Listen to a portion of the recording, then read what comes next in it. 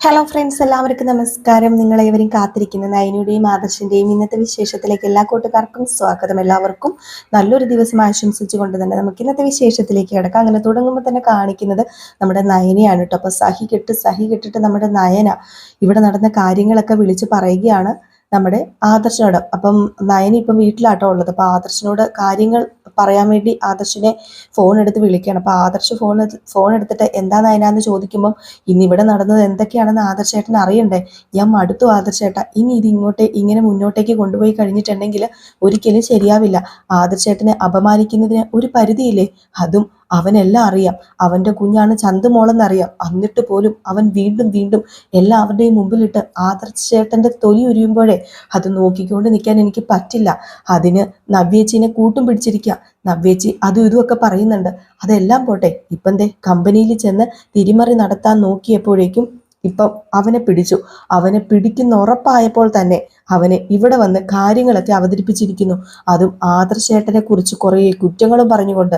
അതും നല്ല കാര്യങ്ങളാണേലും വേണ്ടില്ല അവൻ ചെയ്യുന്നത് നമുക്ക് സഹിക്കാം. അവൻ ചെയ്തതൊക്കെ പോട്ടെ, ഇനി അങ്ങോട്ടേക്ക് നല്ലത് ചെയ്താൽ കുഴപ്പമില്ലായിരുന്നു. അവൻ വീണ്ടും ചെന്ന് കുഴിയിലേക്കാണ് ചാടിക്കൊണ്ടിരിക്കുന്നത്. അതിനോടൊപ്പം നവ്യേച്ചിനെയും അവൻ കുഴിയിൽ ചാടിക്കാം. അതാ പറഞ്ഞത്, ആദർശേട്ടൻ ഇങ്ങോട്ടേക്ക് വന്നേ പറ്റൂ. അവനെ കണ്ട് 2-4 നല്ല വർത്താനം പറയണം. ഇല്ലാതെ ആദർശേട്ട എനിക്കൊരു സമാധാനം കിട്ടത്തില്ല. ഇല്ലെങ്കിൽ ഞാൻ പറഞ്ഞേക്കുക, ഞാൻ എന്തെങ്കിലുമൊക്കെ എൻ്റെ വായി തോന്നുന്ന വിളിച്ചു പറഞ്ഞു കഴിഞ്ഞാലേ പിന്നെ ഒരിക്കലും അത് തിരിച്ചെടുക്കാൻ പറ്റില്ല. നയനെ, നീ വേണ്ടാത്തതൊന്നും ചെയ്യരുത്. അങ്ങനെ വിളിച്ചു പറഞ്ഞാൽ നവ്യയുടെ ജീവിതം നവ്യച്ചിയുടെ ജീവിതം പോകാതിരിക്കാൻ വേണ്ടി എല്ലാം സഹിക്കാനും ക്ഷമിക്കാനും ഞാൻ തയ്യാറാ. ഇതുപോലെ അവൻ ഓരോ നുണകൾ ഉണ്ടാക്കി പറഞ്ഞാലോ? മാത്രമല്ല, മുത്തശ്ശന്റെ കയ്യിൽ നിന്ന് അവന്റെ കർണക്കുറ്റി നോക്കി പറഞ്ഞ കിട്ടിയിട്ട് പോലും അവൻ അടങ്ങിയിട്ടില്ല. വീണ്ടും നവ്യച്ചിനെ കുത്തി തിരിച്ചുകൊണ്ട് ഓരോ കാര്യങ്ങൾ ചോദിച്ച് അവനുണ്ടല്ലോ നിൽക്കുകയാണ്. ഇതൊക്കെ എങ്ങനെ സഹിക്കാൻ പറ്റും? പറ്റില്ല, എനിക്ക് പറ്റില്ലെന്ന് പറഞ്ഞല്ലോ. അതുകൊണ്ട് ആദർശേട്ടൻ പെട്ടെന്ന് ഇവിടെ വന്നേ പറ്റൂ. ഞാൻ പറഞ്ഞല്ലോ, അവനെ ഇനിയെങ്കിലും വരച്ച വരയിൽ നിർത്തിയില്ലെങ്കിൽ അവൻ നമ്മളുടെ ജുവലറി മുട്ടിച്ചിട്ടേ പോകത്തുള്ളൂ. മാത്രമല്ല നമ്മളെ എല്ലാവരെയും അവൻ നാറ്റിക്കും. ലാസ്റ്റ് അവൻ തന്നെയാണ് നാറുന്നതെന്ന് അവൻ അറിയില്ലല്ലോ. നമ്മുടെ നവ്യേച്ചിനെ കുറിച്ചെങ്കിലും ഓർത്ത് നമ്മൾ ഇതൊക്കെ പറയാതിരിക്കുന്നത്. അതൊക്കെ പറയാതിരുന്നാൽ ഇനി അബദ്ധമായി പോകുമെന്ന് എനിക്ക് പേടി. അതുകൊണ്ടേ ആദർശേട്ടൻ പെട്ടെന്ന് ഇങ്ങോട്ടൊന്ന് വന്നേ എന്നൊക്കെ പറഞ്ഞ് ഫോൺ കട്ട് ചെയ്തു. ഇതേ സമയം പിന്നെ കാണിക്കുന്ന സീൻ എന്ന് പറഞ്ഞാൽ നമ്മുടെ അനന്തമൂർത്തിയോട് അജയനും സംസാരിക്കുകയാണ്. അങ്ങനെ ജയൻ പറയുക, ഈ കണക്കിന് പോവുകയാണെങ്കിൽ ഇവിടെ എന്തൊക്കെയാണ് നടക്കുന്നതെന്ന് അറിയാൻ പറ്റില്ല. മാത്രമല്ല, നമുക്കിനി സെയിൽ കൂടാൻ പോവുക. ഓണമൊക്കെ ആയി കഴിഞ്ഞിട്ടുണ്ടെങ്കിൽ നല്ല സെയിൽ നടക്കുന്ന സമയമാണ്. ആ സമയത്ത് അവൻ ഇങ്ങനെ ഓരോ തിരിമറി കാണിക്കില്ലെന്ന് ആര് കണ്ടു? എങ്ങനെ വിശ്വസിച്ച് അവനെ ആ ബ്രാഞ്ച് ഏൽപ്പിക്കും? ഇങ്ങനെ പോയി കഴിഞ്ഞിട്ടുണ്ടെങ്കിൽ വിത്തൗട്ട് ജുവലറി വിൽക്കാൻ പാടില്ല. അതൊരിക്കലും എത്തിക്സിന് നടക്കുന്ന പരിപാടിയല്ല. നമ്മൾ സ്വർണത്തെ സ്നേഹിക്കുന്നവരാണ്, നമ്മൾ ബഹുമാനിക്കുന്നവരാണ്, ദൈവത്തെ പോലെ കാണുന്നവരാണ്. നമ്മൾ സ്വർണത്തിനൊരു വില നിശ്ചയിച്ചിട്ടുണ്ടല്ലോ. ആ വില അത് എഴുതി തന്നെ ബില്ലായിട്ട് തന്നെ കൊടുക്കണമെന്ന് ഉള്ളതാണ്. അത് നമ്മൾ മാത്രമല്ല, എല്ലാ കമ്പനീസും അത് അങ്ങനെ തന്നെയല്ലേ ചെയ്യുന്നത്. അതിൽ നിന്നൊക്കെ വ്യത്യസ്തമായിട്ട് അവൻ പണം തട്ടിക്കാൻ ഇങ്ങനെയൊക്കെ ചെയ്തിട്ടുണ്ടെങ്കിൽ ഇനി അവനെ ആ ബ്രാഞ്ചിൽ ഇരുത്തണ്ടെന്ന് തന്നെയാണ് ഞങ്ങളുടെ അഭിപ്രായം. അപ്പൊ അജയനും പറയുന്നുണ്ട്, അതെ, ഏട്ടൻ പറയുന്നത് തന്നെ എനിക്കും പറയാനുള്ളത്. ഇങ്ങനെ പോയി കഴിഞ്ഞിട്ടുണ്ടെങ്കിലേ അവൻ കുളം തോണ്ടാൻ പോകുന്നത് അവന്റെ ജീവിതം മാത്രമല്ല, നമ്മുടെ എല്ലാവരുടെയും ജീവിതമായിരിക്കും. അച്ഛനും മുതുമുത്തച്ഛനും ഒക്കെ ആയിട്ട് കെട്ടിപ്പൊക്കിക്കൊണ്ട് വന്ന ഈ ഒരു സ്ഥാപനം ഇല്ലാതാക്കാനേ അവന് നിഷ്പ്രയാസം സാധിക്കുമെങ്കിൽ അവനെ അവിടെ നിർത്താൻ പാടില്ല. അവന് നിഷ്പ്രയാസം സാധിക്കുന്ന ആരാ പറഞ്ഞത്? അവന് ഒരിക്കലും അതിനും കഴിയില്ല. ഈ അനന്തമൂർത്തിയുടെ അച്ഛനും മുത്തച്ഛനും ഒക്കെ കഷ്ടപ്പെട്ട് ഉണ്ടാക്കിയ പരമ്പരാഗതമായിട്ട് കൈമാറി വരുന്ന ഈ സ്വർണത്തിന്റെ കച്ചവടം ഒരിക്കലും അവസാനിക്കാൻ പോകുന്നില്ല. അത് ഞാൻ പകർന്നു നൽകിയിരിക്കുന്നത് ആദർശനാണ്. അവന് ഇതിനുള്ള എന്തെങ്കിലും ഒരു സൊല്യൂഷൻ കണ്ടുപിടിക്കാതെ ഇരിക്കില്ല. മാത്രമല്ല, അവന്റെ അഹങ്കാരം തീർക്കാൻ വേണ്ടി സത്യങ്ങളൊക്കെ വിളിച്ചു പറയാൻ ഞാനും ഓർത്തതാണ്. അവൻ വലിയ പുണ്യാളം കളിച്ച് നടപ്പുണ്ടല്ലോ. അവനൊരു തെറ്റും ചെയ്തിട്ടില്ല. ആദർശാണ് തെറ്റ് ചെയ്തത്.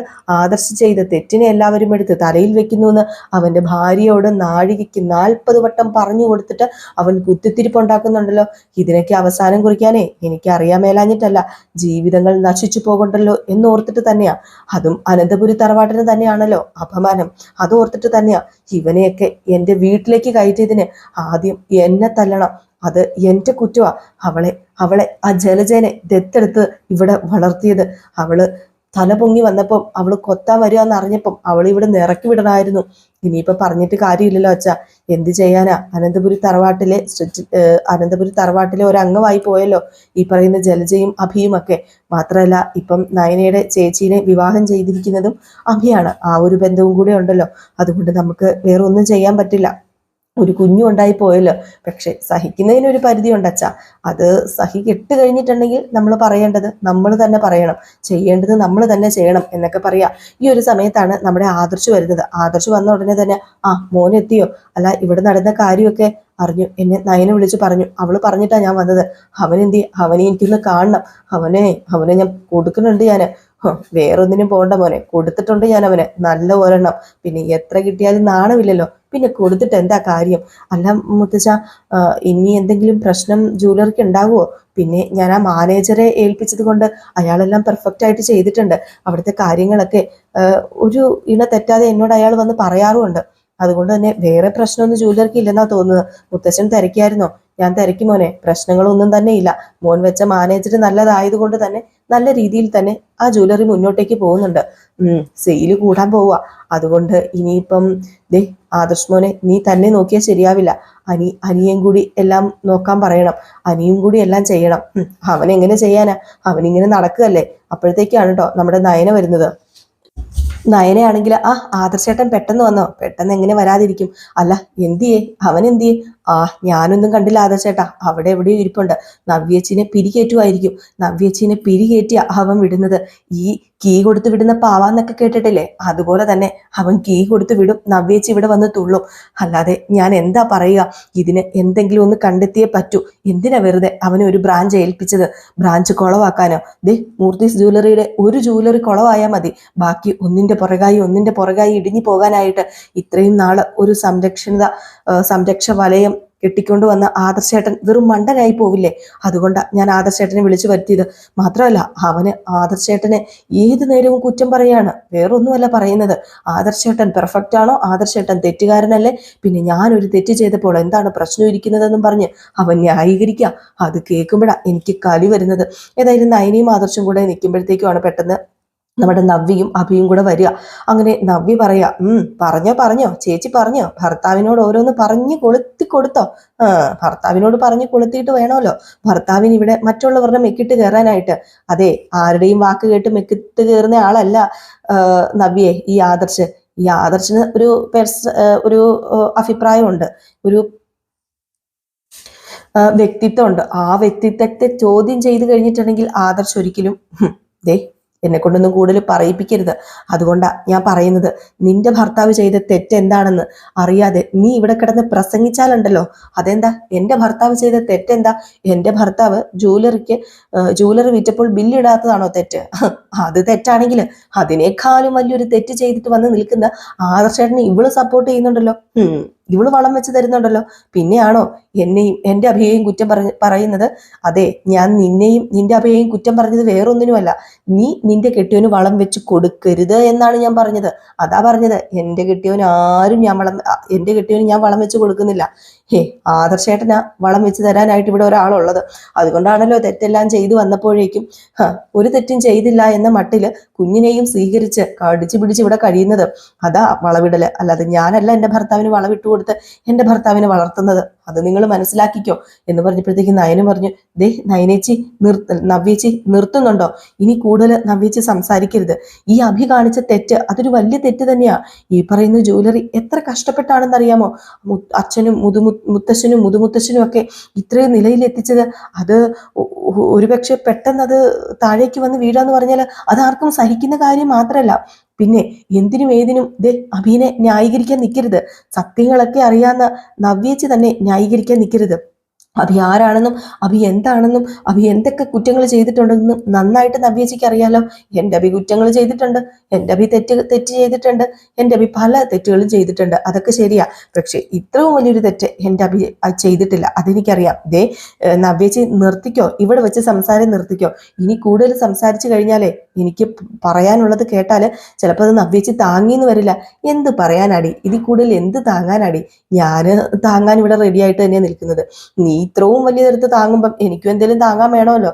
നീ ഇത്രയും വലിയ സത്യങ്ങൾ കേട്ടിട്ടും സത്യങ്ങൾ അറിഞ്ഞിട്ടും നീ നിന്റെ ഭർത്താവിനെ പൊക്കി പിടിച്ചുകൊണ്ട് നടക്കുമ്പോ പിന്നെ എന്റെ ഭർത്താവ് ഒരു തെറ്റ് ചെയ്തെന്നും പറഞ്ഞുകൊണ്ട് എനിക്ക് എന്താ കുഴപ്പം? ജ്വല്ലറിയിൽ ഒരു ചെറിയ തിരിമറി കാട്ടിയെങ്കിൽ കാട്ടട്ടെ, അതിന് എനിക്ക് എന്താടി കുഴപ്പം? എന്റെ ഭർത്താവ് ഒരു പെണ്ണിന്റെയും പുറകെ പോയി ഒരു ഗർഭം ഉണ്ടാക്കി ഒരു കുഞ്ഞിനെയും കൂട്ടിക്കൊണ്ട് വന്നില്ലല്ലോ. ഇത് കേട്ടിട്ട് നമ്മുടെ നയനയ്ക്ക് സഹിക്കാൻ പറ്റുന്നില്ല കേട്ടോ. നയന പറഞ്ഞു, ആദർശേട്ടാ ദേ ഇതിനോടൊന്നും പറഞ്ഞിട്ട് കാര്യമില്ല. ആദർശേട്ടാ ആ തീരുമാനം തന്നെ എടുക്ക്. ഇവനെ ജ്വല്ലറിയിൽ നിന്ന് പുറത്താക്ക്. ഇവന് ജ്വല്ലറി കൊടുക്കണ്ട, അത് തന്നെയാ നല്ലത്. എന്തിനാ ഇവനെ പോലെയുള്ളവർക്ക് ജ്വല്ലറി കൊടുക്കുന്നത്? അത് തന്നെയാ ഞാനും തീരുമാനിച്ചിരിക്കുന്നത്. അതെ അറിയാമോ അഭി, നിനക്ക് ജ്വല്ലറി തന്നു കഴിഞ്ഞിട്ടുണ്ടെങ്കിൽ നീ കള്ളത്തരം കാണിക്കുന്ന എനിക്ക് നന്നായിട്ട് അറിയാം. അതുകൊണ്ട് തന്നെയാണ് അവിടെ ഞങ്ങൾ ഒരു മാനേജറിനെ വെച്ചത്. ആ മാനേജറെ വെച്ചതും പോരാഞ്ഞിട്ട് നീ ആ മാനേജറെ അവിടെ നിന്ന് അടിച്ചോട്ടിക്കാൻ ശ്രമിച്ചു. അങ്ങേർക്ക് പല പാരയും നീ പണിതു. പോട്ടെ, അതൊന്നും സാരമില്ല. ഈ ചില കമ്പനിയിൽ ആളെ വെക്കുമ്പം ആ ആള് കമ്പനിക്ക് ചേരാത്തതും നിരക്കാത്തതുമായ കാര്യം ചെയ്യുമ്പം ചിലപ്പം വലിയ വലിയ കമ്പനികൾ ഒറ്റയടിക്ക് അയാളെ പറഞ്ഞൊന്നും വിടത്തില്ല. അയാൾക്ക് ശമ്പളം വെറുതെ കൊടുക്കും, അയാളെ ഒന്നിലും കൈ കടത്തിക്കില്ല. അപ്പം മനസ്സിലാക്കിക്കോണം, എന്നെ ഈ കമ്പനിക്ക് ആവശ്യമില്ല, എന്നെ വെറുതെ ഇരുന്ന് ഈ കമ്പനി തീറ്റുകയാണ് എന്ന്. അപ്പം അഭിമാനമുള്ളവർ തന്നെ ഇറങ്ങിപ്പോവും. പക്ഷെ നീ ഇറങ്ങിപ്പോവില്ല. അഭിമാനവും നാണവും ഇല്ലാത്ത നീ ഇറങ്ങി പോകാൻ പോകുന്നില്ലല്ലോ എന്ന്. അപ്പൊ വീണ്ടും നവ്യ, എന്റെ ഭർത്താവിന് അഭിമാനം ഇല്ലെന്നേ ആരാ പറഞ്ഞത്? എന്റെ ഭർത്താവിന് അഭിമാനവും അന്തസ്സും ഒക്കെ ഉള്ള കൂട്ടത്തിലാണ്. അഭിമാനവും അന്തസ്സും ഇല്ലാത്ത നിങ്ങളാ ഈ കിടന്ന് പറയുന്നതെന്നൊന്ന് ഓർത്തോ എന്ന് പറഞ്ഞിട്ട് നമ്മുടെ നവ്യ ബാഭി എന്നും പറഞ്ഞ് അഭീനെ വിളിച്ചോണ്ടങ്ങ് പോവാണ് കേട്ടോ. അങ്ങനെ നയന, എന്താ ആദർശേട്ടാ ഇനി ചെയ്യേണ്ടത്? ഇനി ചെയ്യേണ്ടത് എന്താണെന്ന് എനിക്കറിയാം. ഞാൻ സഹി കെട്ട് കഴിഞ്ഞാലേ ഇവനെ ആ ബ്രാഞ്ചിൽ നിന്ന് അങ്ങ് ഒഴിവാക്കും. അവൻ വേറെ എവിടെയെങ്കിലും ജോലിക്ക് പോവുമോ പോകാതിരിക്കുമോ എന്ത് വേണച്ചാ ചെയ്യട്ടെ. ഏതായാലും ഈ സമയത്ത് ഇതൊക്കെ അറിഞ്ഞ ജലജയും അതുപോലെ തന്നെ നമ്മുടെ അനാമികയും ജാനകിയും കൂടി ചെന്ന് അഭീനെ പിരികേറ്റാണ്. വേറൊന്നുമല്ല, നമ്മളെ നാറ്റിക്കുന്ന ഇവനെ നാറ്റിക്കാൻ ഒരു ഐഡിയ നമ്മുടെ കയ്യിലുണ്ട്. അതുകൊണ്ട് നമ്മൾ എന്തിനു നാറ്റിക്കാതിരിക്കണം? അങ്ങനെ അനാമിക പറയാ, അഭിയേട്ടാ സത്യങ്ങളൊക്കെ നാട്ടുകാരറിയണം. നാട്ടുകാർ മാത്രം അറിഞ്ഞാൽ പോരാ, ലോകം മൊത്തം അറിയണം. സത്യങ്ങൾ അറിഞ്ഞു കഴിഞ്ഞിട്ടുണ്ടെങ്കിൽ ഈ പറയുന്ന അനന്തമൂർത്തിയുടെ ജ്വല്ലറി ഇടിഞ്ഞ് താഴേക്ക് വീഴട്ടെ. നമുക്ക് ഇതും കൊണ്ട് വല്ല ഗുണമുണ്ടോ? എന്തെങ്കിലും നമുക്ക് കിട്ടുന്നുണ്ടോ? ഒരു ഗുണവും നമുക്ക് കിട്ടുന്നില്ലല്ലോ. എങ്കിൽ പിന്നെ ഈ ജ്വല്ലറി ഇടിഞ്ഞ് വീഴട്ടെ. ആദർശം നയനിയും വളരാൻ എന്തിനാ നമ്മൾ വെറുതെ ഈ ജ്വല്ലറിനെ അങ്ങോട്ട് പൊക്കി കാണിക്കുന്നത്? മൂർത്തീസ് ജ്വല്ലറിയുടെ MD ആയ ആദർശന് ഒരു കുഞ്ഞുണ്ടെന്ന് നാട്ടുകാരൊക്കെ അറിയട്ടെ, ലോകമെമ്പാടും അറിയട്ടെ. അതിന് ഏതെങ്കിലും ഒരു പത്രത്തിൽ ന്യൂസ് കൊടുക്കണം, ഏതെങ്കിലും ഒരു സോഷ്യൽ മീഡിയക്കാരെ വിളിച്ചു വരുത്തി എല്ലാ ഡീറ്റെയിൽസും കൊടുക്കണം. അങ്ങനെ കൊടുത്തു കഴിഞ്ഞിട്ടുണ്ടെങ്കിൽ അവിടെ നാറ് ചീയും ഈ പറയുന്ന ആദർശം നയനയും. അതാണ് ചെയ്യേണ്ടത്. അല്ല അത് ചെയ്തു കഴിഞ്ഞാൽ നമ്മളാണ് ചെയ്തതെന്ന് അറിഞ്ഞാലും എവിടെ നിന്നറിയുന്നു? ഈ പത്രക്കാർക്കും മീഡിയക്കാർക്കും എവിടെന്നെങ്കിലും ഒരു ന്യൂസ് കേൾക്കാൻ കാത്തിരിക്കുക. അവരങ്ങോട്ടും ഇങ്ങോട്ടും ഓടാൻ ചില മഞ്ഞപത്രങ്ങളുണ്ടേ, അവരാണെങ്കിൽ ഇതുപോലെല്ലാം ന്യൂസ് പിടിപ്പിച്ചങ്ങ് പരത്തും. പ്രത്യേകിച്ച് മൂർത്തീസ് ജ്വല്ലറിനെ എല്ലാവർക്കും അറിയാവുന്നത് കൊണ്ട് തന്നെ ഇതങ്ങോട്ട് കയറിക്കോളും, കത്തിക്കോളും, നിന്ന് കത്തട്ടെ. ഏതായാലും അഭീത് കേട്ട് കഴിഞ്ഞപ്പോഴത്തേക്കും എന്ത് ചെയ്യണമെന്ന് അറിയാൻ നിൽക്കുമ്പോൾ ജലജ പറയാ, അനാമിക മോള് പറയുന്നത് ശരിയെ, ഇത് തന്നെ ചെയ്യണം മോനെ, ഇത് തന്നെ ചെയ്യണം. നമ്മൾ എന്തിനു സഹിക്കണം? നമുക്ക് ഈ ജ്വല്ലറി വളരുന്നത് കൊണ്ട് ഒരു ഗുണവും ഉണ്ടാകുന്നില്ല. എങ്കിൽ പിന്നെ ഈ ജ്വല്ലറി എന്തിനു വളരണം? നയനയും ആദർശും കൂടെ വളർന്നു പറക്കാൻ വേണ്ടിയോ? അതിന് കാര്യമില്ല. നമ്മുടെ ചിറക് കണ്ടിച്ച് കളഞ്ഞവരെ നമ്മളും പറക്കാൻ അനുവദിക്കണ്ട. അതുകൊണ്ട് അവർക്ക് നാണക്കേട് ഉണ്ടാക്കുന്ന രീതിയിൽ ഈ മൂർത്തീസ് ജ്വല്ലറി താഴെ പോകുന്ന രീതിയിൽ ഈ ഓണത്തിന് മൂർത്തീസ് ജ്വല്ലറി പൂട്ടിയിടണം. ആ ഒരു അപമാനം ഈ അനന്തപുരി തറവാട്ടിലെ അനന്തമൂർത്തി ഏറ്റുവാങ്ങണം. എങ്കിലേ മനസ്സിലാകത്തുള്ളൂ ആദർശ് ചെയ്ത തെറ്റെന്താണെന്ന്. നീ എന്തിനാ മോനെ പേടിക്കുന്നത്? നീ തെറ്റ് ചെയ്തിട്ടുണ്ടോ? ഇതൊക്കെ പുറത്ത് വിട്ടെന്നോർത്തോണ്ട് നിനക്ക് എന്തെങ്കിലും സംഭവിക്കാൻ പോകുന്നുണ്ടോ? ഇല്ല, ഞാൻ തെറ്റ് ചെയ്തിട്ടൊന്നും ഇല്ലമ്മേ, എനിക്കൊന്നും സംഭവിക്കാൻ പോകുന്നില്ല. പിന്നെ നീ എന്താ പേടിച്ച് നിൽക്കുന്നത്? ധൈര്യമായിട്ട് മുന്നോട്ടേക്ക് പൊക്കോ, എല്ലാവരും അറിയട്ടെ. അങ്ങനെ നമ്മുടെ അഭി എന്ത് ചെയ്യുന്നു? നേരെ മീഡിയാസിനെ വിളിച്ച് കാര്യങ്ങളൊക്കെ പറയുന്നുണ്ട് കേട്ടോ. ഈ സമയത്ത് പിന്നെ കാണിക്കുന്ന സീൻ എന്ന് പറഞ്ഞിട്ടുണ്ടെങ്കിൽ നമ്മുടെ നയനയും ആദർശനെയാണ്. അങ്ങനെ നയനയും ആദർശും ഓഫീസിൽ ഇരിക്കുമ്പോഴാണ് പെട്ടെന്ന് ആൻമരിയില്ലേ, നമ്മുടെ പഴയ ആൻമരിയുടെ ഫോൺ വരുന്നത്. ആൻമരി വിളിച്ച് പറയാ, അതെ ഞാൻ ആൻമരിയാ നയനേച്ചി. അല്ല നയനേച്ചി, ആദർശേട്ടൻ ഒരു കുഞ്ഞുണ്ടെന്ന് പറയുന്നു, ശരിയാണോ? ആദർശേട്ടന്റെ വിവാഹം മുമ്പ് കഴിഞ്ഞതാണോ? ഇത് കേട്ടത് ഞെട്ടിപ്പോയിട്ടോ. എന്താ ആൻമരി ഇപ്പൊ നീ ഇങ്ങനെ ചോദിച്ചത്? അല്ല, ഞങ്ങൾക്ക് ഇവിടെ ഒരു ഇൻഫർമേഷൻ കിട്ടിയിട്ടുണ്ട്, അത് ഭയങ്കരമായിട്ടും ന്യൂസ് ആക്കാൻ വേണ്ടി തന്നെയാണ് തീരുമാനിച്ചത്.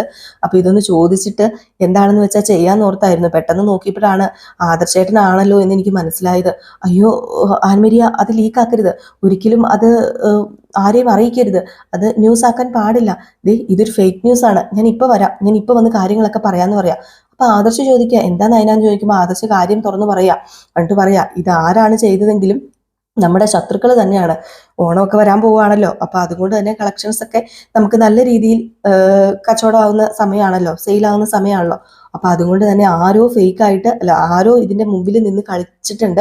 ഞാൻ ഏതായാലും ആൻമരിയുടെ അടുത്ത് പോയിട്ട് വരാം, കാര്യങ്ങളൊക്കെ ഒന്ന് സംസാരിക്കാമെന്ന് പറഞ്ഞ് നേരെ നയനെ അവിടെ ചെന്ന് കാര്യങ്ങളൊക്കെ ആൻമരിയോട് പറയാണ്. ആൻമരി ഇത് കേട്ട് കഴിയുമ്പോഴത്തേക്കും അപ്പോൾ ഇത് ഫേക്ക് ന്യൂസ് തന്നെ ആയിരുന്നല്ലേ, ഷോ ഏതായാലും നന്നായി, ഞാൻ ഇത് ചേച്ചീനെ വിളിക്കാതെ പുറത്ത് വിട്ടിരുന്നെങ്കിൽ ഇത് വലിയൊരു ഇഷ്യൂസായി മാറിയേനെ, അത് നിങ്ങളുടെ ജോലിയർക്ക് തന്നെ വലിയ ദോഷമായേനെ. എങ്കിലും ഇങ്ങനെയൊക്കെ ഫേക്ക് ന്യൂസ് തരുന്നത് അല്ല, ഫേക്ക് ന്യൂസ് ആണ്, അതിൽ പകുതിയേ ഫേക്ക് ഉള്ളൂ. ഈ പറയുന്ന ഒരു കുട്ടി, ചന്തുമോൾ എന്ന് പറയുന്ന കുട്ടി അനന്തപുരി തറവാട്ടിൽ വന്നിട്ടുണ്ട്. ഞാനും ആദർശേട്ടൻ തന്നെയാണ് ആ കുട്ടിയുടെ അച്ഛനും അമ്മയായിട്ട് നിൽക്കുന്നത്. പക്ഷേ അതിനു പിന്നിൽ കുറേ രഹസ്യങ്ങളുണ്ട്. ദേ ഇതിപ്പം എനിക്ക് വിളിച്ചു പറയാം, വേണമെങ്കിൽ സോഷ്യൽ മീഡിയയിൽ എനിക്ക് പറയാം എൻ്റെ ആദർശേട്ടനല്ല ഈ കുഞ്ഞിൻ്റെ അച്ഛനെന്ന്, അതിനുള്ള തെളിവും കൊടുക്കാം. പക്ഷെ അവിടെ വീണ്ടും നാറാൻ പോകുന്നത് അനന്തപുരി തറവാട് തന്നെയാണ്. അപ്പോൾ ചേച്ചി പറഞ്ഞു വരുന്നത് അനന്തപുരി തറവാട്ടിൽ ആരെങ്കിലും ആണോ ആ കുട്ടിയുടെ അച്ഛനെ? ഇത് കേട്ടതും നയനും ഒന്നിങ്ങനെ ഞെട്ടിയിരിക്കുകയാണ്. പറയണോ വേണ്ടയോ എന്നൊക്കെ ഇങ്ങനെ മനസ്സിലിങ്ങനെ വിതുമ്പിയിരിക്കുകയാണ്. അപ്പോൾ ഈ ഒരു സീൻ കാണിച്ചിട്ടോ ഇന്നത്തെ വിശേഷം അവസാനിക്കുന്നത്. അപ്പോൾ എല്ലാവരും കാത്തിരിക്കുക അടുത്ത വിശേഷത്തിനായിട്ട്. ഇതിനു മുമ്പ് നമ്മുടെ രേവതിയിലെ സച്ചിനും കഥ ഇട്ടിട്ടുണ്ടായിരുന്നേ, ആരെങ്കിലും കയറി കണ്ടിട്ടില്ലെങ്കിൽ ഇതിന്റെ താഴത്തെ വീഡിയോയിൽ കിടപ്പുണ്ട്, ഒന്ന് കയറി കണ്ടു നോക്കിക്കോളൂ. പിന്നെ നമ്മുടെ അലീനയുടെ കഥ ഇപ്പോൾ തന്നെ നമ്മൾ റിയൽ സ്റ്റോറിക്കകത്ത് പോസ്റ്റ് ചെയ്യുന്നതായിരിക്കും. അപ്പോൾ എല്ലാവർക്കും ടാറ്റാ ബൈ ബൈ.